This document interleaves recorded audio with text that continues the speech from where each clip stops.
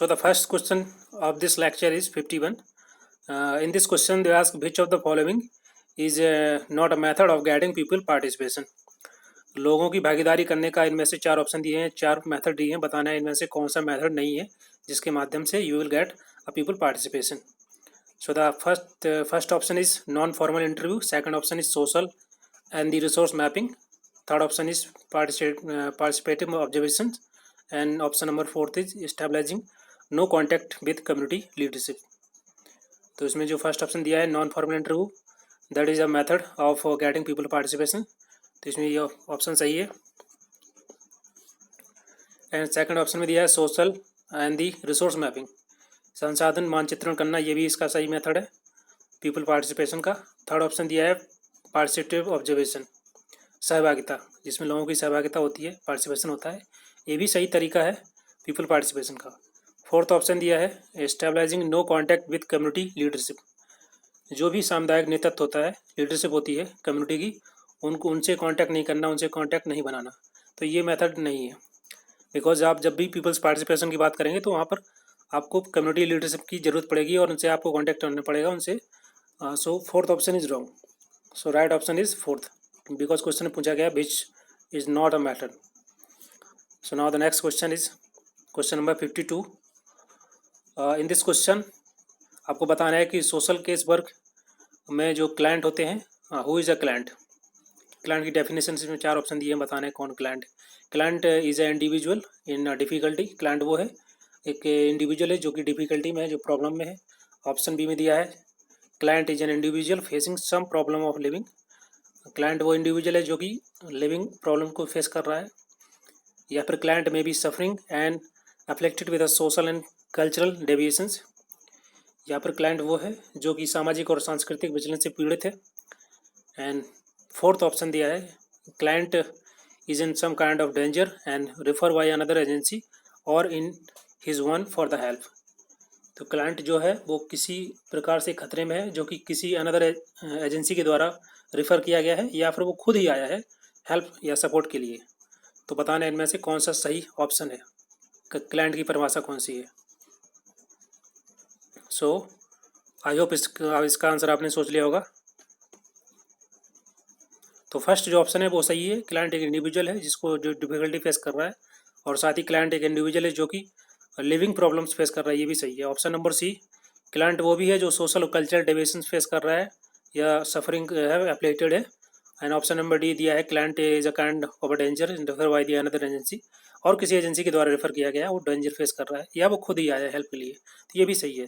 चारों ऑप्शन में से सही है, तो आपका राइट ऑप्शन हो जाएगा फोर्थ.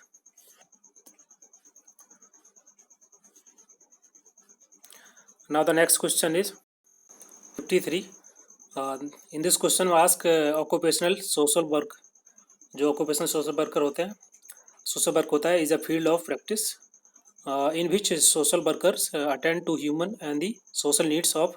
बताने में से किसकी जो occupational social work होता है एक ऐसा व्यवसाय क्षेत्र जिसमें जो सोशल वर्कर होते हैं किसके मानवीय और सामाजिक ज़रूरतों को पूरा करने के लिए वो बाय डिजाइनिंग और executing appropriate intervention to ensure healthier individual और द इन्वायरमेंट. तो आपको बताना है इनमें से किसके लिए ये सोशल नीड्स के जो ह्यूमन और सोशल नीड्स होती है उनके लिए काम करते हैं सोशल वर्कर्स. फर्स्ट ऑप्शन दिया है orthopaedic patient in the hospital. Second option दिया है employ in the work. Third option दिया है therapist in the hospital. And fourth option दिया है jail inmates in this work house.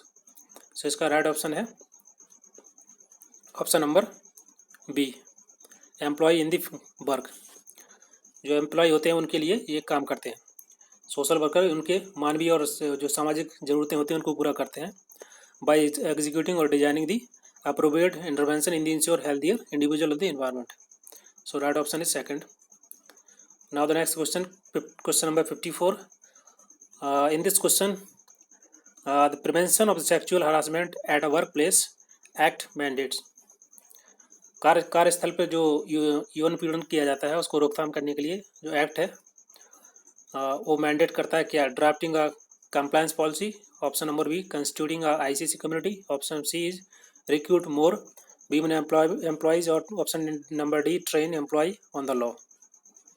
तो बताना है इनमें से कौन सा सही है या जो एक्ट है वो किसको मैंडेट करता है।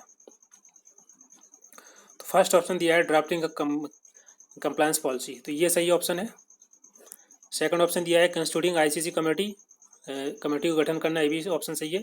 थर्ड ऑप्शन दिया है रिक्रूटिंग मोर वुमेन एम्प्लॉय, तो आई थिंक ये ऑप्शन गलत है, बिकॉज वीमेन एम्प्लॉय का ज़्यादा हायर करने से कोई मतलब नहीं है sexual harassment work place act से। And option number D is train employ on the law, कानून को ट्रेनिंग करना एम्प्लॉय को, ये भी सही ऑप्शन है, A B and D option सही। So the second option is correct. Question number 55, the question number 55, the definite plan for obtaining a sample, a technique or a procedure for obtaining a sample from a frame is known as। बताना है कि एक definite plan जिसके माध्यम से हम sample obtain करते हैं, या वो टेक्निक या कोई प्रोसीजर फॉर ऑब्टेनिंग जिसके माध्यम से हम किसी पर्टिकुलर फ्रेम से सैंपल को कलेक्ट करते हैं, ऑब्टेन करते हैं।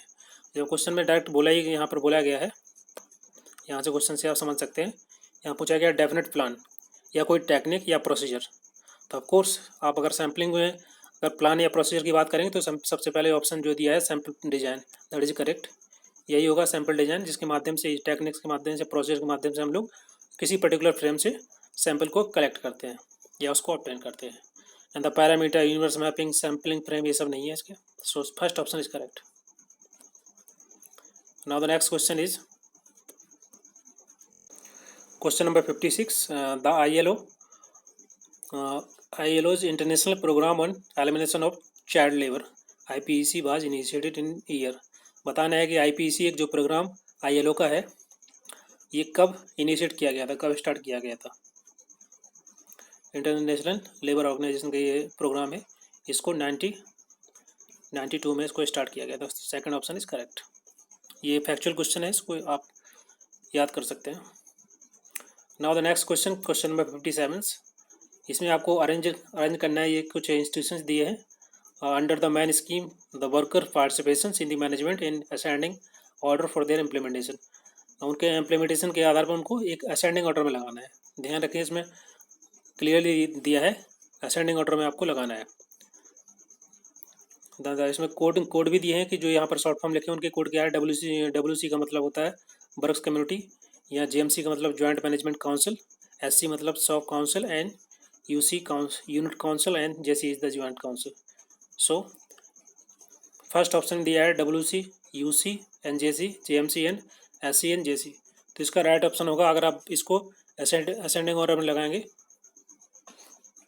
तो सबसे पहले, अगर इसमें क्वेश्चन पूछा गया असेंडिंग ऑर्डर में, आपका डिसेंडिंग ऑर्डर में लगाना होता है, तो सबसे पहले JC आता है, UC आता है, जॉइंट काउंसिल या फिर ये जॉइंट मैनेजमेंट काउंसिल। तो अगर इसको आप असेंडिंग ऑर्डर में लगाएंगे तो फर्स्ट ऑप्शन आएगा इस पर WC सबसे पहले जो वर्क कम्युनिटी होगा, उसके बाद आएगा JMC जो जॉइंट मैनेजमेंट काउंसिल, देन उसके बाद आएगा JC जॉइंट काउंसिल, और उसके बाद UC JC। तो फर्स्ट जो थर्ड ऑप्शन है यही करेक्ट है। Now the next question is question number 58, the core value guiding all the activities under NRLM, national rural livelihood mission के अंतर्गत ये बताना है इनमें से कौन सी कोर वैल्यू जो कि गाइड करती हैं एक्टिविटीज़ को अंडर द NRLM स्कीम। तो फर्स्ट चार ऑप्शन दिए हैं, इसमें फर्स्ट दिया है inclusion of the poorest and meaningful role in the poorest in the all the process. सभी प्रोसेस में जो पोरेस्ट है उनका मीनिंगफुल रोल होना चाहिए, साथ साथ उनको इंक्लूजन और इंक्लूसिव करना चाहिए पोरेस्ट को। सेकंड ऑप्शन दिया है transparency and accountability of all the process and institution, सभी जो इंस्टीट्यूशंस हैं और सभी प्रोसेस का अकाउंटेबिलिटी, उनकी जिम्मेदारी और ट्रांसपेरेंसी बरतनी चाहिए। ऑप्शन नंबर सी दिया है ownership and key role of poor in all the stages, सभी स्टेजों में सभी स्तर पे जो पुअर्स है उनके रोल और साथ साथ उनकी ओनरशिप होनी चाहिए। ये कुछ वैल्यू है, कोर वैल्यू है जो कि NRLM एक्टिविटी में इन्वॉल्व रहती हैं। एंड द फोर्थ ऑप्शन दिया है community self reliance and self dependence. So community का सेल्फ रिलायंस करना और साथ ही उनको सेल्फ डिपेंडेंस बनाना, ये भी उसकी एक्टिविटी की कोर वैल्यू है। तो आपको बताना है उनसे कौन सा ऑप्शन सही है। तो आई थिंक इसमें से चारों की चारों जो स्टेटमेंट दी हैं चारों के चारों सही है, A, B, C and D। So the option number D is correct. Now the next question, question number 59, India has a legal system whose infrastructure bear the influence of British colonial rule. आपको बताना है कि हमारे देश में जो अभी इस समय कानून प्रणाली है, जिसमें जो बुनियादी ढांचों में हम आज भी ब्रिटिश या कॉलोनियल रूल का इन्फ्लुएंस दिखता है या उसका प्रभाव दिखता है। बताना है कौन से लॉ में।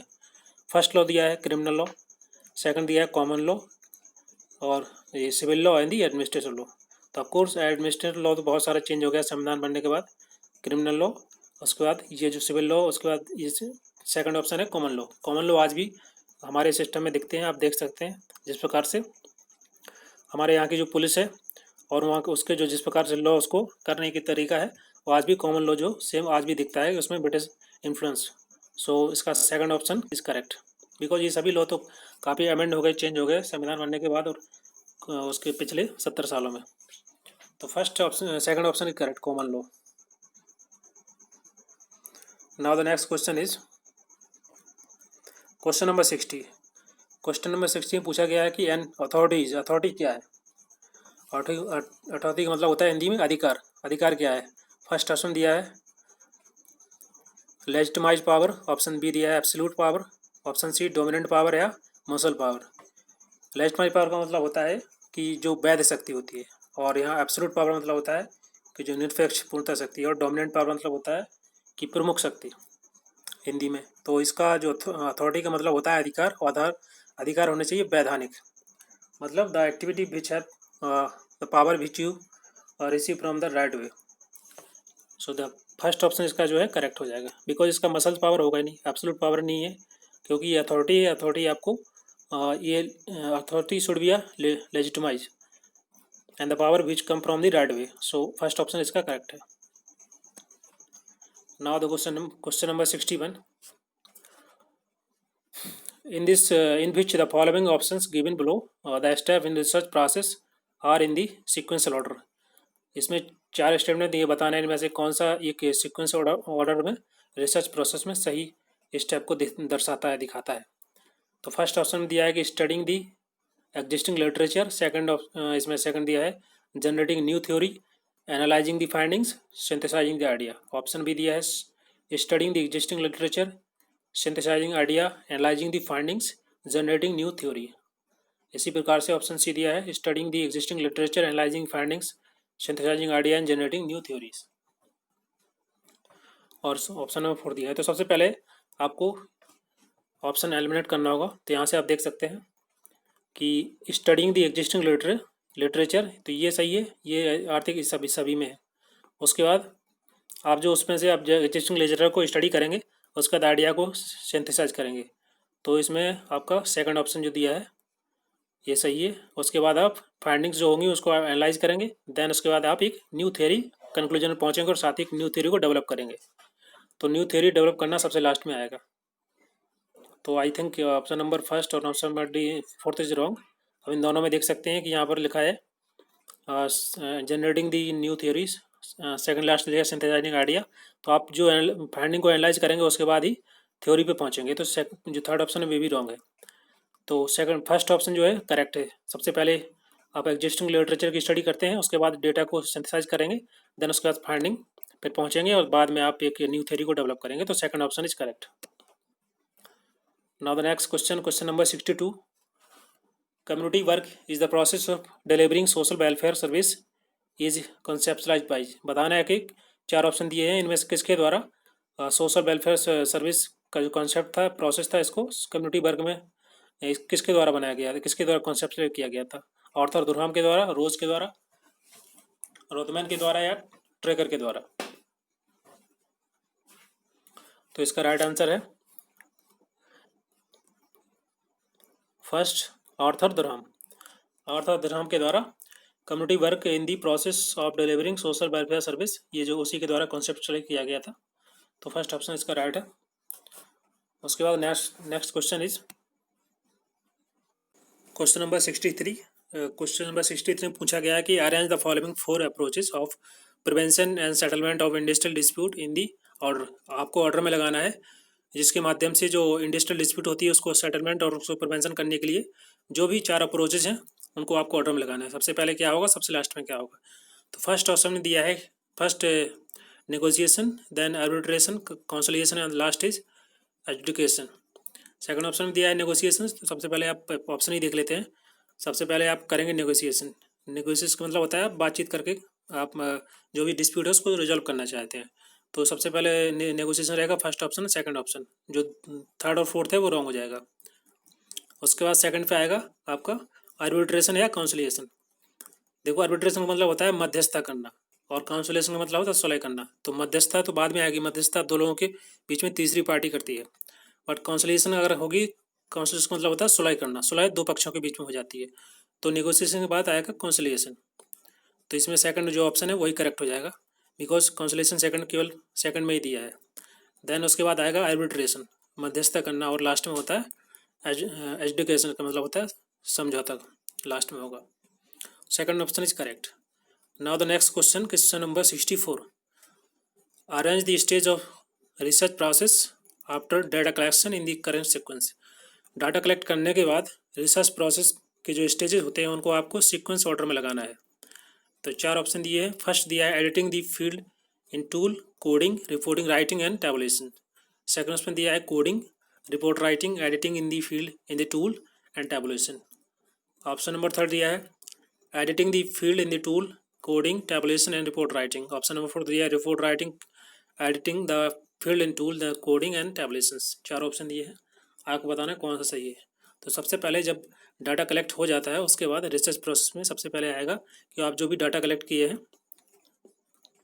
टूल के माध्यम से उसको आप फिल करेंगे, एडिटिंग करेंगे। तो इसका जो पहला ऑप्शन होगा ये ठीक है और इसका थर्ड भी ठीक है, बट सेकंड फोर्थ रॉन्ग है।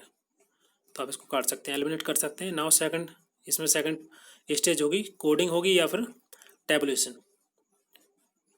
सो कोडिंग इस दोनों में है। उसके बाद आएगा रिपोर्ट राइटिंग, टैबुलेशन।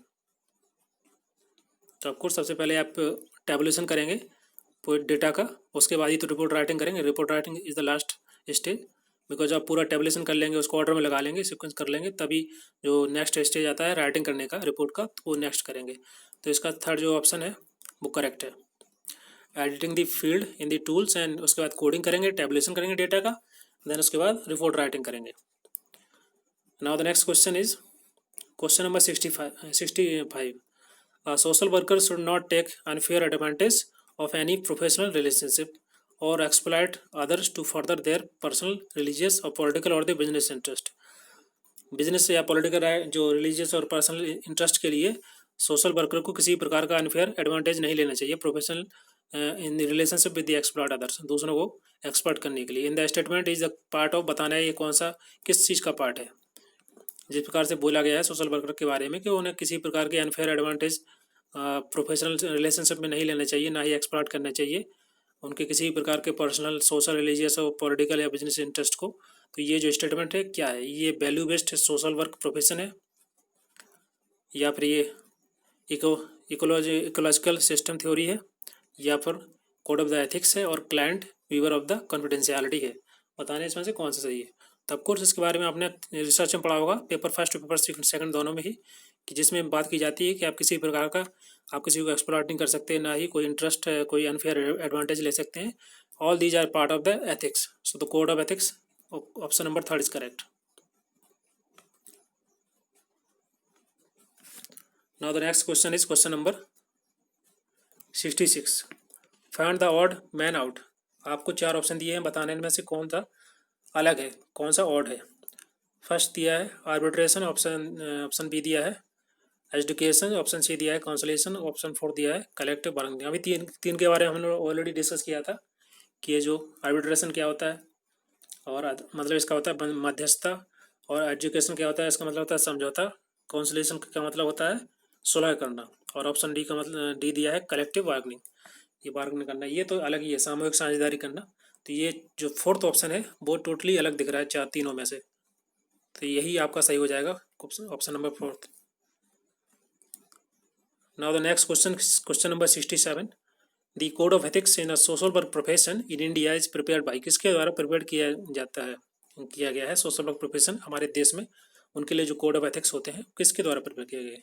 क्या ये किसी राज्य सरकार के द्वारा प्रिपेयर किए गए हैं, या फिर यूनिवर्सिटी या कॉलेज जो कि सोशल वर्क ऑफर करता है उनके द्वारा, या प्रोफेशनल ऑर्गेनाइजेशन के द्वारा, या फिर employ of social work profession, जो सोशल वर्क प्रोफेशनल्स होते हैं उनके एम्प्लॉयर्स के द्वारा इसको बनाया गया है, एक कोड ऑफ एथिक्स को बनाया गया है। सो इसका राइट आंसर क्या हो जाएगा? Right option is the professional organisations of service, जो समाज कार्य की संस्थाएं हैं, प्रोफेशनल संस्थाएं हैं, उनके द्वारा ही कोड ऑफ एथिक्स को बनाया गया है।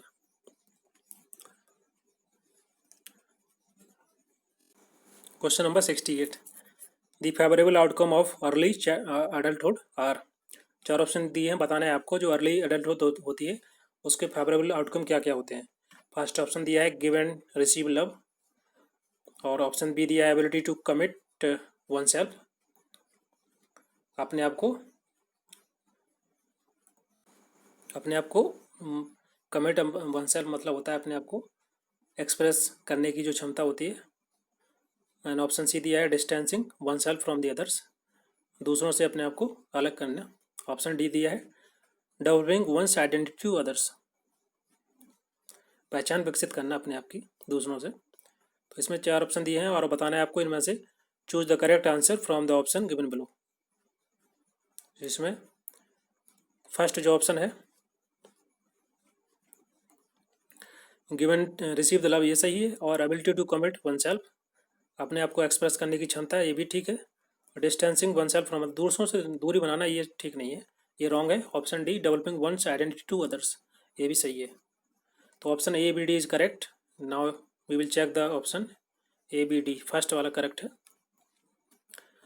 Next question is question number 69, which are the typical characteristics of bureaucrats. Bureaucrats की जो मुख्य जो टिपिकल कैरेक्टरिस्टिक्स होती हैं, विशेषताएं होती हैं, इनमें से कौन कौन सी हैं। फर्स्ट ऑप्शन दिया है dependence on regulations, option B दिया है इम्पर्सनल रिलेशंस, और ऑप्शन सी दिया है great battery of the rules and procedures, and option D दिया है indifference from right and privilege of the office. तो नौकरशाही की कुछ विशेषताएं बताना है आपको। तो जो डिपेंडेंस ऑन द रेगुलेशंस, ये इसका जो विशेषता है, क्योंकि वो रूल्स और रेगुलेशन के हिसाब से चलते हैं। और इम्पर्सनल रिलेशनशिप, ये भी इसका सही है। और ऑप्शन नंबर सी जो दिया है great battery of the rules and regulations, वो रूल्स और रेगुलेशन के बहुत ज़्यादा तरफदार होते हैं जो ब्यूरोक्रेट्स होते हैं, या जो ब्यूरोक्रेसी होती है, वो भी सही है। और indifference from the right and privilege to office, उनको काफ़ी प्रिविलेज दिए जाते हैं, ऑफिस के राइट्स भी दिए जाते हैं। तो ये ऑप्शन नंबर जो फोर्थ है वो रॉन्ग है। तीन ऑप्शन सही है इसके, first second and third, so option number C is correct. Now the next question, question number 70, social planning is refer to as dash when it came place in the community settings. जब अगर community setting की बात करते हैं तो उसमें जो social planning होती है उसको कैसे रेफर करेंगे आप, एज ए माइक्रो प्लानिंग, या मेजो प्लानिंग, या नेबरहुड प्लानिंग, या ग्रॉस रूट लेवल प्लानिंग। सो अगर हम सोशल प्लानिंग की बात करते हैं, और जब बात करेंगे अगर हम उसकी कम्युनिटी सेटिंग की बात करेंगे, उस रिगार्डिंग में जो सोशल प्लानिंग होती है वो होती है as a neighbourhood planning. So option number B is correct. Now the next question, question number 71, under which article of the Indian constitution union government appoint commissioner for the SC and ST। आपको बताना है कि हमारे भारतीय संविधान के कौन से आर्टिकल में ये बताया गया है कि जो यूनियन गवर्नमेंट है, सेंट्रल गवर्नमेंट है, वो SC ST के लिए, शेड्यूल कास्ट शेड्यूल ट्राइब के लिए कमिश्नर को अपॉइंट करेगी, अंडर विच आर्टिकल। सो इसमें जो ऑप्शन नंबर बी दिया है वो करेक्ट है, आर्टिकल 338। ये इसको मैंने इंडियन कॉन्स्टिट्यूशन यूनिट 5 में पढ़ाया था, तो उसमें ये आर्टिकल 338 के बारे में बताया था। तो जिसने भी वो लिस्ट नहीं देखी, जाके एक बार आप प्ले लिस्ट में जाके वहाँ से वीडियो को देख सकते हैं। उसमें जो इम्पोर्टेंट आर्टिकल्स के बारे में मैंने डिस्कस किया है, जो भी इम्पोर्टेंट आर्टिकल्स हैं SC ST को लेकर के, या और भी जितने भी बैकवर्ड या जो भी इम्पोर्टेंट आर्टिकल थे, फंडामेंटल राइट या DPSP या फंडामेंटल ड्यूटीज़, उन सभी को मैंने डिस्कस किया वहाँ पर। Now question number 72, question number 72 को मैंने इसको हिंदी में अटेम्प्ट किया है। 72 क्वेश्चन में हिंदी में है, शोध में वैधता संबंधित मापदंड निम्नलिखित गुणों से युक्त होना चाहिए। क्वेश्चन में मतलब है इसका कि रिसर्च में जो वैधता संबंधित मापदंड होते हैं, वैलिडिटी को चेक करने वाले जितने भी मेजर्स होते हैं, स्टेप्स होते हैं, वो कौन सी, उसकी क्या क्या विशेषताएं होनी चाहिए। पहला ऑप्शन दिया है, एक माप तभी प्रासंगिक होता है यदि वह इस संदर्भ में प्रभाषित होता है जो हम उचित मापन के लिए निर्णय लेते हैं। तो ये इसका ऑप्शन सही है। इसमें बोला गया है कि जो माप होता है, जो मेजरमेंट होना चाहिए वो इस प्रकार का होना चाहिए, तभी प्रशंसक होगा, तभी सही होगा यदि हम उस संदर्भ में परिभाषित करेंगे उसको जो कि हम उचित मापन के लिए उसको निर्णय में लेते हैं। सो इसका फर्स्ट ऑप्शन सही है। ऑप्शन बी दिया है, जब मानक प्रत्येक कर्ता को अंक प्राप्त करने के लिए समान अवसर प्रदान करता है। तो ये भी सही है कि अगर जो समान अवसर मिलने चाहिए सभी को, तब वह पूर्वग्रह से मुक्त होगा, अर्थात मतलब बायसनेस से जो अनबायस होता है, और साथ ही जो प्रत्येक करता है या प्रत्येक जितने रेस्पोंडेंट हैं सबको बराबर मौका मिलेगा, समान अवसर मिलता है। तो ये भी इसका सही है। और ऑप्शन नंबर सी दिया है, अविश्वसनीय मानक स्तर या पुनरुत्पादक होता है। और ऑप्शन नंबर डी दिया है, मानक द्वारा विशेष रूप से उल्लिखित सूचना उपलब्ध होनी चाहिए मानक द्वारा। तो ये भी ऑप्शन डी सही है। चारों ऑप्शन सही हैं। आप इसका इंग्लिश में आप देख सकते हैं एक बार, तो जल्दी समझ में आ जाएगा। तो इसका चारों ऑप्शन सही है, A B C and D. So fourth option is correct. Now question number 73. According to the Robert Redfield, the basic feature of little community are, आपको बताना है कि रॉबर्ट रेडफील्ड के द्वारा उन्होंने बताया था कि जो लिटिल कम्युनिटी होती है उनके कुछ बेसिक फीचर्स होते हैं। कौन कौन सी फीचर्स हैं? चार फीचर दिए हैं चार ऑप्शन में। फर्स्ट है स्मॉल साइज, सेकंड दिया है डिस्टिंक्टिवनेस, ऑप्शन सी दिया है सेल्फ सफिशिएंसी, और ऑप्शन डी दिया है हेट्रोजेनिटी ऑफ द इनहेबिटेंट्स। तो इसमें बताना है कौन सा सही है। So the right option is first दिया है स्मॉल साइज, ये सही है। और डिस्टिंक्टिवनेस होनी चाहिए, ये भी ठीक है, इसका ऑप्शन सही है। और सेल्फ सफिशिएंसी, ये भी ठीक है। और ऑप्शन नंबर डी जो दिया है हेट्रोजेनिटी ऑफ इनहेबिटेंस, मतलब जो निवासी होते हैं उनमें विषमता होनी चाहिए, हेट्रोजेनिटी थी, ये नहीं बताया था उन्होंने, ये इसका फीचर नहीं है। तो इसका जो डी ऑप्शन है वो रॉन्ग हो जाएगा। तो जहाँ जहाँ डी है आप उसको काट सकते हैं। अब दो ही ऑप्शन बचे यहाँ से, ए भी सही है और सी भी सही है। तो option number B is correct.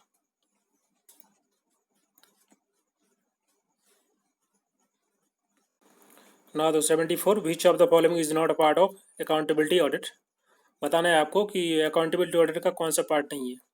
First option दिया है कि आप प्रोजेक्ट एक्सपेंडिचर की जो कंसिस्टेंसी है उसका रिव्यू करना, वो भी। तो ये इसका सही है, ये अकाउंटेबिलिटी ऑडिट का पार्ट है ना। ऑप्शन बी दिया है रिव्यू ऑफ द डिपेंडेबिलिटी यानी accuracy of records of the expenditure के जो भी रिकॉर्ड्स हैं उनकी एक्यूरेसी को जांचना, उनकी डिपेंडेंसी को चेक करना, रिव्यू करना, ये भी इसका सही ऑप्शन है। ऑप्शन सी में दिया है कि review of allocation of the resources, जितने भी रिसोर्सेज हैं आपके उन सभी का एलोकेशन है उनका रिव्यू करना अकाउंटेबिलिटी ऑडिट का काम है, ये भी सही है। So first second and third is correct. Now fourth option is evaluating the suitability of the project policy. और तो इसमें जो पूछा गया था कि इनमें से कौन सा नहीं है, तो जो evaluating the suitability of the project policy की जो सूटेबिलिटी को एवेल्युएट करना, ये is not a part of accountability audit. तो ये फोर्थ है इसका, ये रॉन्ग है।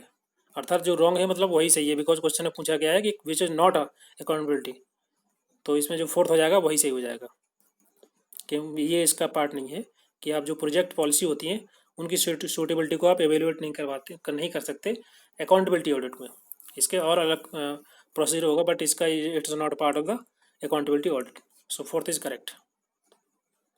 Now the next question 75, green social work is related to the application of social work knowledge in the field of।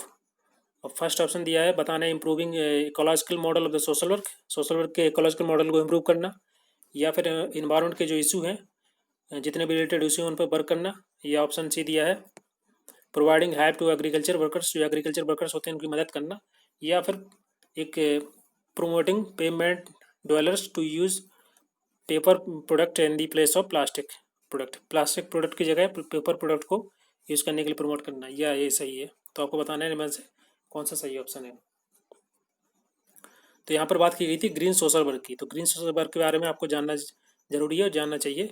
जब भी हम बात करेंगे ग्रीन सोशल वर्क की, तो बेसिकली ये इन्वायरमेंट से रिलेटेड होता है। तो इसमें इन्वायरमेंट से रिलेटेड की भाई फर्स्ट सेकंड ऑप्शन में ही दिया है working on the issue related to the environment. So option number second is correct. Now the question number 76, which of the duty have been prescribed by the Indian Constitution for the citizen of India। अब ये question आया, इसके बारे में हमने already discuss किया है unit 5 में। यूनिट 8 में हमने डिस्कस किया, जहाँ कॉन्स्टिट्यूशन को पढ़ाया था, तो उसमें मैंने डिस्कस किया था कि जो भारतीय संविधान में नागरिकों के लिए, सिटीजन्स के लिए कुछ फंडामेंटल ड्यूटीज दी गई हैं। तो उनमें से कौन कौन सी हैं? तो फर्स्ट ऑप्शन दिया है टू डेवलप साइंटिफिक टेम्पर, तो ये सही है। इसके बारे में मैंने ऑलरेडी बता दिया है। एंड सेकंड ऑप्शन दिया है to preserve rich heritage of our composite culture, तो ये भी सही है इसका।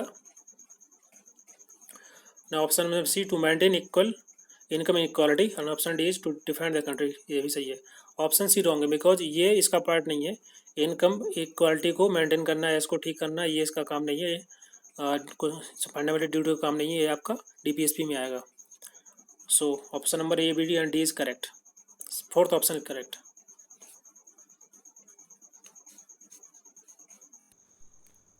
Question number 77। क्वेश्चन नंबर 77 में आपको कुछ इंपॉर्टेंट शेड्यूल दिए हैं इंडियन कॉन्स्टिट्यूशन के, उनको आपको ऑर्डर में लगाना है विच दे आर लिस्टेड। तो इसके बारे में हमने शॉर्ट ट्रिक आपको बताई थी, टीयर्स ऑफ ओल्ड पीएम। इसके अगर इसको आगे इसको जानना है तो आप जो प्ले लिस्ट है संविधान की उसको आप जाके देख सकते हैं, उसमें शेड्यूल के बारे में मैंने डिस्कस किया है सभी शेड्यूल के, तो वहाँ पर उसको शॉर्ट ट्रिक बताई थी, तो आप जल्दी याद कर सकते हैं। तो उसमें फर्स्ट अगर आपको अरेंज करना है तो फर्स्ट ऑप्शन दिया है schedule caste and schedule tribe, ये बेसिकली 5th शेड्यूल में आता है, ये 5th शेड्यूल में आएगा। और यूनियन स्टेट कंकरेंट लिस्ट ये आपका 7th शेड्यूल में आती है। और एग्रीकल्चर एंड अलाइड सेक्टर ये आपके 11th शेड्यूल में आते हैं। और अर्बन एरिया म्यूनसिपैलिटी ये आपके 12th शेड्यूल में आते हैं। तो यही आपका सीक्वेंस है, पहला 5th schedule, 7th schedule, 11th schedule और 12th शेड्यूल। तो यहाँ से देख सकते हैं फर्स्ट ऑप्शन केवल इसमें करेक्ट है। और यहाँ पर agriculture and allied sector 11th schedule है, ये तो यहाँ पर होगा नहीं, इसका फर्स्ट जो ऑप्शन है वही सही है। Now the next question is question number 78। Which of the following is the goal of social planning model of community organisation practice given by Rothman. Rothman के द्वारा जो दिया गया था कि जो कम्युनिटी ऑर्गेनाइजेशन प्रैक्टिस के जो प्लानिंग मॉडल हैं, सोशल प्लानिंग मॉडल हैं, उनके क्या क्या गोल हैं बताना है। फर्स्ट ऑप्शन दिया है कि प्रॉब्लम, कौन सा गोल है, problem solving of substantive community problems, जो सब्सटेंस कम्युनिटी प्रॉब्लम्स की जो प्रॉब्लम को सॉल्व करना, या फिर पावर और रिसोर्सेज को शिफ्ट करना, और self help in the community integration के लिए वर्क करना, ये जो उसका गोल है, या फिर organisation people to take action against the enemy target, या एनिमी टारगेट को उसके खिलाफ में एक लोगों को ऑर्गेनाइज करना और एक्शन लेना, ये इसका गोल है। तो इसका कौन सा ऑप्शन सही है। सो कम्युनिटी ऑर्गेनाइजेशन की बात करें, उसके प्लानिंग मॉडल की बात करते हैं, तो उसमें जो पहला ऑप्शन दिया है planning problem solving of the substantive community problems, ये सही है इसका, first option correct. Question number 79। आपको इसमें थ्योरी दी है एक साइड में, लेफ्ट साइड में, और उसके साथ किसके द्वारा वो थ्योरी दी गई है उसको बताना है, आपको मैच कराना है, पेयर करना है। तो फर्स्ट दिया है सोशल लर्निंग थ्योरी, ये किसके द्वारा दी गई थी। और उसके बाद है ट्रांसपर्सनल थ्योरी, और उसके बाद है साइकोडायनामिक थ्योरी और साइकोसोशल थ्योरी। ये कौन किसके द्वारा दी गई थी आपको बताना है। राइट हैंड साइड में इनके नाम दिए हैं, एल्बर्ट बंडूरा, एरिक्सन और सिगमंड फ्रॉइड और कार्ल जुंग, किसके द्वारा कौन सी थ्योरी दी गई थी आपको बताना है। तो इसमें आप देख सकते हैं सिंपल ही है, सोशल लर्निंग थ्योरी तो एल्बर्ट बंडूरा के द्वारा दी गई थी, और जो ट्रांसपर्सनल थ्योरी है ये कार्ल जुंग के द्वारा दी गई थी। तो इसमें आप देख सकते हैं फर्स्ट में कौन सा ऑप्शन है, ये का फर्स्ट केवल एक ही ऑप्शन में। तो आप अगर आपको यही पता है कि जो सोशल लर्निंग थ्योरी किसके द्वारा दी गई थी, एल्बर्ट बंडूरा के द्वारा, तब भी आप इसको मार्क कर सकते हैं डायरेक्टली फर्स्ट ऑप्शन से। और यहाँ पर देख सकते हैं जो साइको डायनेमिक थ्योरी है ये दी गई थी सिगमंड फ्रॉइड के द्वारा, और साइको सोशल थ्योरी दी गई थी एरिक्सन के द्वारा। Now the next question is question number 80। यहाँ पर आपको मैच करना है, मैच द फॉलोइंग है, लिस्ट 1 दी है, लिस्ट 2 है, और दोनों लिस्ट को पेयर कराना है आपको। जैसे कि यहाँ पर central tendency which value pair with the, second list में आप देखना किससे पेयर करेगा, मीन डेविएशन या पियर्सन कोएफिशिएंट, मीन और T test. So the central tendency which pair with the mean, and the mean dispersion which value pair with the mean deviation. सो आपको option से आप देख सकते हैं यहाँ कौन सा होगा। First option is correct, I think first का थर्ड है, और इसमें और भी देख लेते हैं, बी का फर्स्ट है, तो इसका फर्स्ट ही सही है। नाउ आगे देखते हैं क्वेश्चन नंबर 81 में पूछा गया है match the facility and the institutions which provide them. आपको एक साइड में लेफ्ट हैंड साइड में फैसिलिटी दी है और राइट हैंड साइड में इंस्टीट्यूशन दिए हैं, जो कि वो संस्थान जो कि ऐसी फैसिलिटी प्रोवाइड कराते हैं, और यहाँ आपको मैच कराना है। तो इसमें 4 स्टेटमेंट दिए हैं। फर्स्ट दिया है एजुकेशन के लिए, शिक्षा के लिए फैसिलिटी और मेंटेनेंस प्रोवाइड कराना, ये किस संस्था के द्वारा किया जाता है। और उसके बाद सेकंड ऑप्शन बी में दिया है providing necessary training for reformation of juveniles, juveniles की रिफॉर्मेशन के लिए एक नेसेसरी ट्रेनिंग प्रोवाइड कराना। ऑप्शन सी दिया है temporary reception of juveniles, temporary juveniles के लिए टेम्पररी रिसेप्शन किस प्रकार की संस्था के द्वारा प्रोवाइड किया जाता है। ऑप्शन डी है any place or the institutions willing to receive or take care of the juveniles, juvenile के टेक केयर करने के लिए और उनको रिसीव करने के लिए कौन सी संस्था होती है, आपको बताना है। इनमें से कौन से 4 ऑप्शन दिए हैं। सबसे पहले maintenance and the facility for the education, ये किस संस्था के द्वारा फैसिलिटी प्रोवाइड की जाती है, that is for the juvenile home. तो फर्स्ट का आपका आएगा, मैच करेगा सेकंड से। Now the second option is providing necessary training for the reformation of juveniles, so that will be match with the special home. Special home के माध्यम से juveniles को रिफॉर्मेशन करने के लिए प्रॉपर ट्रेनिंग दी जाती है। उसका temporary reception of the juveniles, temporary reception के लिए जुवेनाइल के लिए किस प्रकार की संस्था वर्क करती है, that is the observation home. Observation home temporary के लिए, टेम्पररी टाइम के लिए रिसेप्शन के लिए जुवेनाइल्स के लिए ये ऑब्जर्वेशन संस्थान है। उसके बाद है option number D any place or institutions willing to receive and take care of the juveniles, juvenile की टेक केयर करने के लिए, उनको रिसीव करने के लिए कौन सी संस्थान मिलेंगे। So the last option is place to safety, ये one of the institutions which provide support system for the institutions willing to receive or take care of the juveniles। so यहाँ से डायरेक्टली ऑप्शन हम देख सकते हैं, first का second, second का third. so इसका फर्स्ट ऑप्शन सही होगा।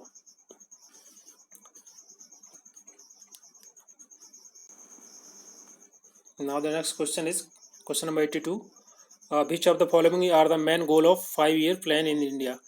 भारत में 5 ईयर प्लान के जो मेन उद्देश्य, मेन गोल थे, आपको बताने हैं इनमें से कौन कौन से थे। फर्स्ट है growth, second modernisation, C is self reliance, option D is equality and option D E is equity. तो आपको बताना है इस पांचों ऑप्शन में से कौन कौन सा सही है। सो इसमें से आप देख सकते हैं ग्रोथ होगा ही, ये इसमें first option correct. Modernisation is also part of the 5 years plan and self reliance ये भी सही है। और option number D is equality is also part of the 5 years plan. So ये जो 4 हैं, और equity is not a part of the 5 years plan in India, जो मेन गोल था ये इसका गोल नहीं था। सो 4 जो ऑप्शन है ये करेक्ट है, A B C and D. आप ई को ऐसे भी एलिमिनेट कर सकते हैं कि इक्वालिटी और सेल्फ रिलायंस तो आएगा ही, तो आप जहाँ सी नहीं है और डी नहीं है, तो ई जहाँ पर उसको काट सकते हैं, यहाँ भी कट जाएगा, और यहाँ सी नहीं है तो ये भी कट जाएगा। तो आपके पास 2 ही ऑप्शन बचेंगे। तो ऑफकोर्स फर्स्ट ऑप्शन में जो यहाँ पर दिया है मॉडर्नाइजेशन और the growth, it is also part of the 5 years plan, तो ये भी कट जाएगा, एक ही ऑप्शन बचेगा। आप ऐसे भी इसको एलिमिनेट करके लगा सकते हैं अगर आपको सभी ऑप्शन के बारे में नहीं पता है तो। उसके बाद क्वेश्चन नंबर 83 में पूछा गया है कि arrange in the order of the documentation style of the writing a single volume reference. आपको एक ऑर्डर में लगाना है, अरेंज करना है documentation style of writing in a single volume. तो सबसे पहले ऑथर का नाम, उसके बाद pagination, then the place and the date of publication, then the last title of the work. और उसके बाद सेकंड ऑप्शन दिया है इसी प्रकार से, थर्ड दिया है, फोर्थ दिया है। तो आपको बताना है कौन सा इसमें सही है। तो सबसे पहले बता देते हैं इसका जो सही डॉक्यूमेंटेशन है। सबसे पहले ऑथर का नाम आएगा, देन उसके बाद जो उसका वर्क है उसका टाइटल क्या है, उसके बाद उसका डेट पब्लिकेशन और उसका प्लेस, और लास्ट में आएगा पेजिनेशन। सो इसका second option is correct. Now the next question number 84। Question number 84 में पूछा गया है who propounded 7 principle of work client relationship. Worker और क्लाइंट रिलेशनशिप के जो 7 प्रिंसिपल दिए गए थे, किसके द्वारा दिए गए थे। हैमिल्टन गॉर्डन के द्वारा, या स्वीडन बोर्स के द्वारा, या फेलिक्स बेस्टेक के द्वारा, एच एस पार्लियामेन के द्वारा। तो इसकी ये फैक्चुअल क्वेश्चन है, ये इसका राइट आंसर है, फेलिक्स बेस्टेक के द्वारा दिए गए थे। Now the next question is question number 85। So how many principles of community organization are given by दोहनाम। दोहनाम के द्वारा कम्युनिटी ऑर्गेनाइजेशन में कितने प्रिंसिपल दिए गए थे, 21, 27, 28 और 26। So again it's a factual question, the right option is 28। Now the next question is question number 86। A device for assessing the interpersonal attraction rejection in the power is known is, कि वो कौन सा device है जिसके माध्यम से हम attraction, rejection और पावर को असेस करते हैं। फर्स्ट ऑप्शन दिया है सोशियोमेट्री, ऑप्शन दिया है counselling, option C social case work and social action is the last option. So आपको बताना है कौन सा इसका सही ऑप्शन है। So the right option is sociometry is a device through which we will assess the interpersonal attraction, rejection or the power. Now the next question is question number 87. Question number 87, the sampling procedure which does not afford any basis for estimating the probability that each item in the population has been including in the sampling. Question में पूछा गया है कि कौन सा sampling procedure है जिसके माध्यम से पूरी पॉपुलेशन में से हर एक आइटम को सिलेक्ट या प्रोबेबिलिटी है उसकी सिलेक्ट होने की या प्रोबेबिलिटी नहीं है उसकी। लिखा है कि does not afford any basis of estimating the population probability that each item of the population has been included in the sample. मतलब जो भी सैंपल हम ले रहे हैं उनमें से कि प्रोबेबिलिटी नहीं है कि उनमें जो जितने भी पॉपुलेशन है उनके सभी आइटमों के सिलेक्ट होने की कोई प्रोबेबिलिटी नहीं है। तो यहाँ पर ये पूछा गया है प्रोबेबिलिटी इसकी नहीं है, तो ये इसका राइट आंसर होगा। फर्स्ट ऑप्शन दिया है प्रोबेबिलिटी, सेकंड दिया है non probability sampling, option third दिया है क्लस्टर सैम्पलिंग एंड फोर्थ दिया है कोटा सैम्पलिंग्स। तो यहाँ पर कोटा और क्लस्टर सैम्पलिंग की बात नहीं की गई, यहाँ पर खाली पूछा गया है, बताया गया है इसमें क्वेश्चन में कि आपको बताना है कि जब भी जितने भी सैम्पल्स हैं या जो टोटल पॉपुलेशन है उनमें से अगर हम सैम्पल उसको कलेक्ट कर रहे हैं या ले रहे हैं तो सभी की प्रोबेबिलिटी नहीं है सेलेक्ट होने की, तो of course that is the non probability sampling. Question number 88 पूछा गया है कि which of the following are not the main assumptions in social case work proposed by Gordon Hamilton. Jordan Hamilton के द्वारा जब सोशल केस वर्क को propose किया गया तो उसके बारे में बताया गया, तो उसने कुछ मैन उसके अजम्पशंस दिए थे, बताना है इनमें से कौन से वो अजम्पशंस नहीं है। फर्स्ट स्टेटमेंट है the individual and the society are interdependent. The second दिया है social force influence behaviour in the attitudes and option number C दिया है। थर्ड दिया है behaviour is accidental and can't be understood and fourth option दिया है the welfare of a society is supreme. So आपको बताना है इनमें से choose the correct answer from the options given below कि इसमें से कौन सा अजम्पशन नहीं है। सो इसमें जो फर्स्ट दिया है individuals and the society are independent, एक दूसरे पर इंडिपेंडेंट होते हैं, ये सही है। एंड ऑप्शन दिया है जो सोशल फोर्सेस होती हैं वो हमारे बिहेवियर को एटीट्यूड्स को इन्फ्लुएंस करते हैं, ये भी सही है। और ऑप्शन सी दिया है behaviour is accidental and can't be understood, ऐसा नहीं है, बिहेवियर को अंडरस्टूड किया जा सकता है, तो ये गलत है। और ऑप्शन नंबर 4 दिया है welfare of society is supreme, society का ही वेलफेयर सुप्रीम है, ऐसा भी नहीं है, तो इसमें ये भी गलत है आपका। तो आप क्वेश्चन में पूछा गया है कौन नहीं है, तो आपके जो गलत हैं वही सही हो जाएंगे, तो इसका राइट ऑप्शन हो जाएगा आपका सी एंड डी। इसमें पूछा गया है which is not the main assumptions. Now the question number 89, which of the following can be found in organisation, किसी संस्था में बताना है। इसमें चार ऑप्शन दिए हैं, कौन formal shape of decision making, क्या क्या इसमें मिल सकता है, एक संस्था में क्या क्या होना चाहिए। या formal shape of decision making, ये सही है, जो डिसीजन मेकिंग होनी चाहिए फॉर्मल शेप में होनी चाहिए। और ऑप्शन भी दिया है division of role and responsibility, जिम्मेदारियाँ उनके रोल का प्रॉपर डिवीजन होना चाहिए, ये भी सही है। Rules of conduct and behaviours, वही है कोड ऑफ कंडक्ट और रूल्स रेगुलेशन, ये भी सही है, किसी भी संस्था का हिस्सा होते हैं। ऑप्शन डी दिया है एब्सेंस ऑफ हिरार्की नहीं होती है, गलत है, हिरार्की होती है, और जो टॉप लीडर होते हैं, जो लीड होते हैं, उसके बाद नीचे कोऑर्डिनेटर होते हैं, उसके नीचे जो एम्प्लॉय होते हैं, तो हिरार्की तो होती है। तो इसमें फर्स्ट सेकंड थर्ड करेक्ट है, डी रॉन्ग है, तो यहाँ से आप डायरेक्टली मार्क कर सकते हैं सेकंड वाला। Now the next question is 90, given below two statement are label as assertion reasons, यहाँ पर दो आपको स्टेटमेंट दी है, फर्स्ट दिया है असर्शन, सेकंड दिया रीजन। आपको असर्शन बताना है करेक्ट है कि नहीं है और रीजन बताना है इसका करेक्ट है कि नहीं है। फर्स्ट असर्शन में दिया है कि death penalty must be pronounce for the person found guilty of waging war against nations, देश के खिलाफ में अगर कोई गद्दारी करता है या गिल्टी वेगिंग द वार, तो उसको उस पर्सन के खिलाफ में डेथ पेनाल्टी मस्ट भी प्रोनाउंस होनी चाहिए। और उसका रीजन दिया है terrorist must get death penalty, और जो टेररिस्ट होते हैं उनको भी डेथ पेनाल्टी मिलनी चाहिए। तो आई थिंक दोनों ही ऑप्शन सही है, first and second, so first option is correct. इसमें ये नहीं पूछा गया है कि जो रीजन है वो असर्शन का और सही एक्सप्लेन करता है कि नहीं करता है। तो इसी वजह से ये इसमें दोनों ही ऑप्शन सही हो जाएंगे। नाउ कंप्रेंशन आगे हैं, यहाँ से कंप्रेंशन आपके 10 नंबर के कंप्रेंशन होंगे, 2 क्वेश्चन होंगे इसके 5-5। तो यहाँ पर देख सकते हैं आप, क्वेश्चन नंबर 91 से लेकर 95 तक एक कंप्रेंशन होगा और दूसरा होगा 95 से लेकर 100 तक। तो इसको आप देखेंगे इसको कैसे सॉल्व करते हैं। अभी सबसे पहले तो इस पैसेज को पूरा पढ़ना होगा, इसमें किस चीज़ के बारे में बोला गया, क्या टॉपिक है और क्या इसका आउटकम है, वो सब देखना होगा। तो इसको पहले पढ़ लेते हैं।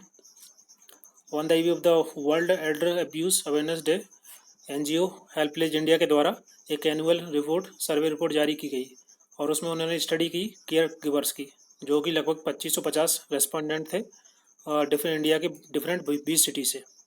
तो इस एनुअल सर्वे पे, जो कि हर साल इसको सर्वे को कंडक्ट किया जाता है, इसका मेन फोकस था इस बार on amendment of the abuse in the elders. जो एल्डर्स होते हैं, जो बूढ़े लोग होते हैं, उनको उनके अब्यूज और उनको अबेंडनमेंट मतलब होता है कि बड़ों को जो उनके साथ जो दुर्व्यवहार किया जाता है और साथ उनको जैसे जो उनके बच्चे होते हैं जो त्याग देते हैं, उनको छोड़ देते हैं, तो उस पर आधारित था ये सर्वे। But this year the N G O choose to investigate care giving. But इस साल एन जी ओ के द्वारा इन्वेस्टिगेट किया गया कि किस प्रकार से उनकी केयर गिविंग हो रही है, उनकी देखभाल की जा रही है। Despite the abuse elders might face at the hand of the their adult childrens at house. और इसके बजाय कि जो अडल्ट चिल्ड्रन उनके बच्चे होते हैं उनको अब्यूज भी करते हैं, उसके बावजूद भी वो लोग घर पर रहना पसंद करते हैं। They choose to remain within the family. More than 1/3 उनमें से जो जितने भी रेस्पोंडेंट थे, 2550 में से लगभग 35% ने रेस्पोंडेंट ने बोला कि दे नेवर फेल्ट हैप्पी और satisfied taking care of the, जो अपने उनके जो पेरेंट्स होते हैं, जो बूढ़े लोग होते हैं, उनको उनकी मदद करने में, उनको हेल्प करने में वो कभी they never feel satisfy happy, कभी अपने आप को खुश नहीं महसूस करते हैं। और उसमें से 14% रेस्पोंडेंट थे, उन्होंने बताया था कि वो कभी कभार ही अच्छा महसूस करते हैं, हैप्पी महसूस करते हैं बूढ़े बुजुर्गों की मदद करने में, उनको हेल्प करने में। And asked to the rate of job of taking care on the elderly on the burden scale. अगर उसके बाद फिर उन्होंने स्केल लेते हुए बताया कि स्केल के आधार पर कि जो किस प्रकार से बर्डन स्केल को बताया कि 3 ऑप्शन दिए कि आप माइल्ड टू मॉडरेट या मॉडरेट टू सर्व और सीवर। तो उसमें से 15% थे, उन्होंने जो बॉक्स था सीवर वाला वो स्केल का उसको चुना। उसके बाद इस सर्वे के आधार पर दिखाया गया कि जो majority of the daughter in law है, जो डॉटर इन लॉ होती हैं, बहुएँ होती हैं, वो विच वर केयर गिवर देमसेल्फ, वो अपने अपने मन से ही, अपने आप से ही देती हैं, उनकी मदद करती हैं, उनके टेक केयर करती हैं एल्डर्स का।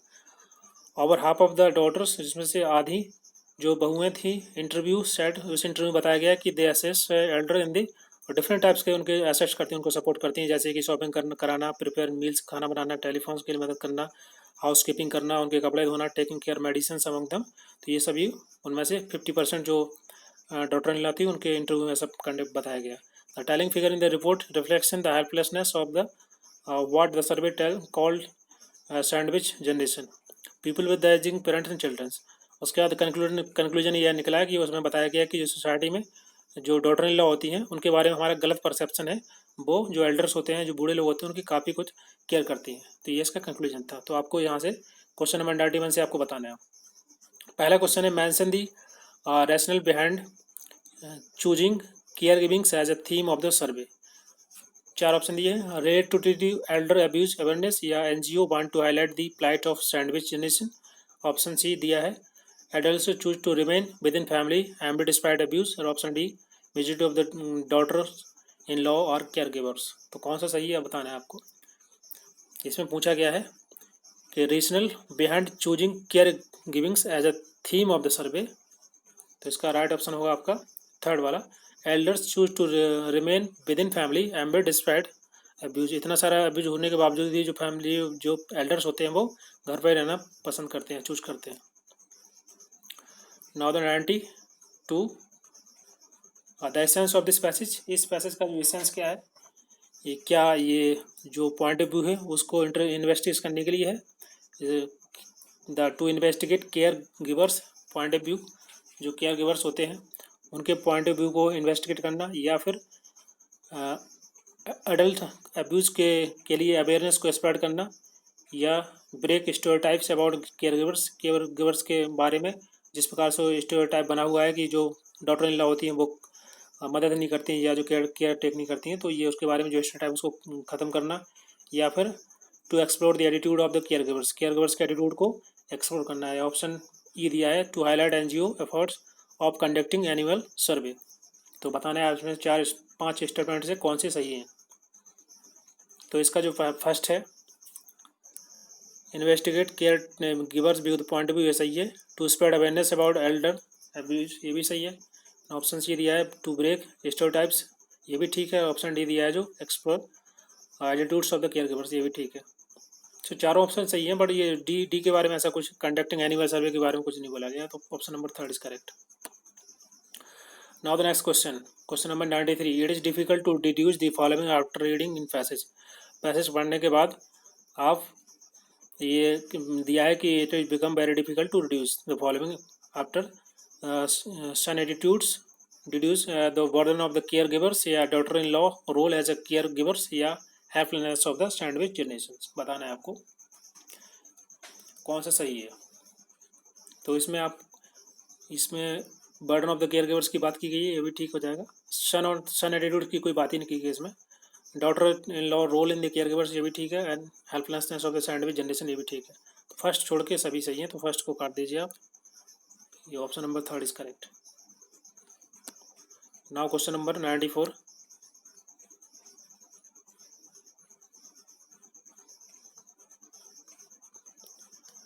If care givers feel severally burden in taking care of the elderly, what does it reflect. इसका मतलब क्या है। अगर जो केयर गिवर्स हैं अगर फील करते हैं बर्डन के, जो बूढ़े लोग होते हैं उनकी सेवा करना, उन्हें प्रॉब्लम है, तो क्या इसका मतलब क्या है, क्या रिफ्लेक्ट करता है।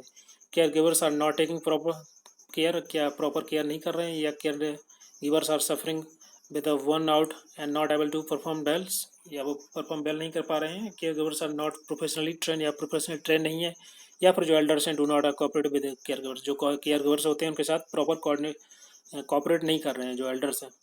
कौन सा सही है। सो इसमें जो फर्स्ट ऑप्शन दिया है,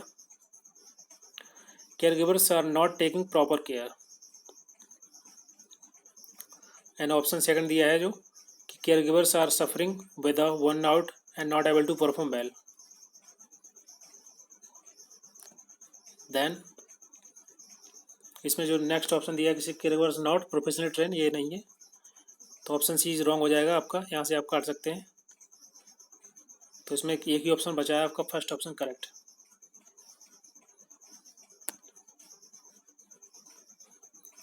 लास्ट क्वेश्चन इस आपका पैसेज का, on the basis of findings of the survey it can be conclude. आप सर्वे की जो फाइंडिंग है उसके आधार पे आप बता सकते हैं कि it can be conclude that almost half of the respondent are not happy with the taking care of the elderly sons, या since majority of the care giver are daughter in law and they are not happy providing the elderly care, the care givers in the rural area are better than the urban area, या care giver is not a simple task and sandwich generation do not want to do happily. तो बताना है आपको कौन सा सही है। तो आपसे आप डायरेक्टली सिंपल तरीके से आप बोल सकते हैं कि almost half of the respondent are not happy with taking care of the elderly persons. So इसका सही आंसर होगा ऑप्शन नंबर फर्स्ट।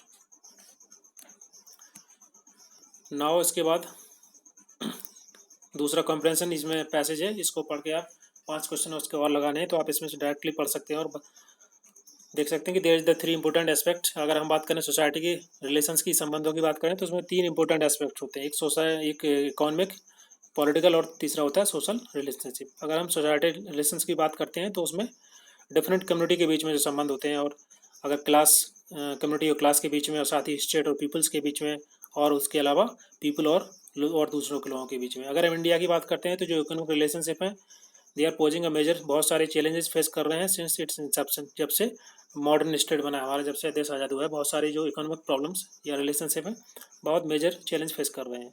जबकि बहुत सारी पॉलिसी बनाई गई, सब कुछ किया गया, उसके बावजूद भी, और रिच और पुअर के बीच में जो प्रोपोर्शनल गैप है जो बढ़ता जा रहा है, और हैज़ नॉट डिक्लाइन, वो कम नहीं हुआ है। मेजर प्रॉब्लम की बात करें अगर रूरल एरिया की इंडिया में, तो उसमें which is not fully participated, जो कि जितने भी डेवलपमेंट प्रोजेक्ट होते हैं या प्रोसेस होते हैं, उसमें जो रूरल पॉपुलेशन होती है, जो गरीब लोग होते हैं, उसमें पार्टिसिपेट नहीं कर पाते हैं। इसी वजह से उनके जो पॉलिटिकल रिलेशनशिप होते हैं in the country suffer from the social backwardness of peoples. जो पॉलिटिकल रिलेशनशिप होते हैं कंट्री के अंदर, इसी वजह से सफ़र करते हैं, क्योंकि जो सोशल बैकवर्डनेस होती है लोगों की, सामाजिक निचलापन होता है, और जो नीचे जो बैकवर्ड में होते हैं जो लोग, उनके पॉलिटिकल एस्पिरेशंस होते नहीं, उनके पास पावर नहीं होती है। और the low representation of women, साथ ही साथ जो महिलाएं होती हैं और जो माइनॉरिटीज होती हैं, बैकवर्ड क्लास है, उनका गवर्नेंस में कोई रिप्रेजेंटेशन होता नहीं है ज़्यादा। तो उनके जो पॉलिटिकल साथ ही लीड टू दी, जिसकी वजह से पॉलिटिकल टेंशन, और उनके साथ साथ कॉमन मैन जो होता है एलिट क्लास के द्वारा एक्सप्लॉइट किया जाता है। तो ये पूरा पैसेज था। इसके आधार पर आप इजीली इसका आंसर निकाल सकते हैं। पहला जो दिया है कि the social backwardness of the people is directly affected largely, ये तो हमें पढ़ के ही पता चल जाएगा, ये पॉलिटिकल रिलेशनशिप है। सेकंड लास्ट इसकी लाइन थी आपके पैसेज की। उसके बाद सेकंड क्वेश्चन दिया है the gap between rich and poor are proportion to poor people have not decline mainly because. इसको बताना है कौन सा, our social economical policy are not quite effective, या peoples participation in rural India have beat quite now, या there is the vast population in the rural area. So इसका right answer क्या होगा, इसमें जो people participation in the rural area have not quite low, तो ये गलत है, काफ़ी लो है। तो ये जो बी ऑप्शन गलत हो जाएगा आपका। और इसमें सी ऑप्शन दिया देश द वास्ट पॉपुलेशन इंडिया, ये सही है, तो आप यहाँ से सी भी लगा सकते हैं।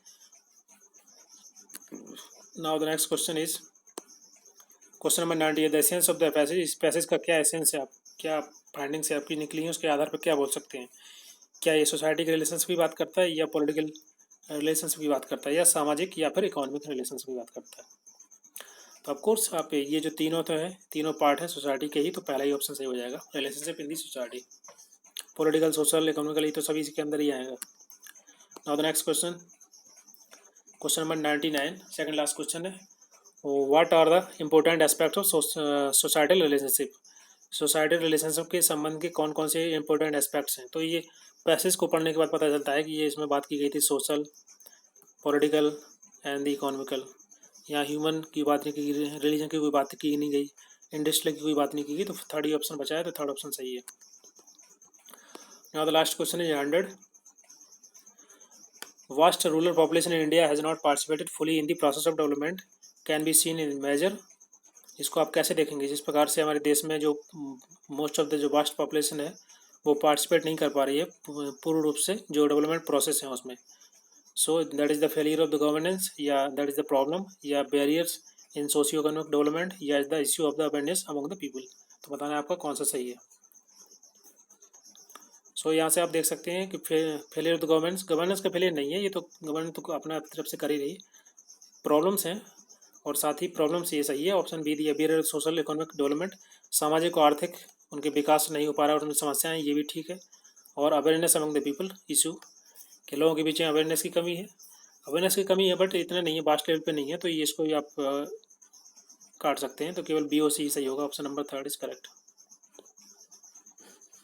सो ये थे आपके 100 क्वेश्चन।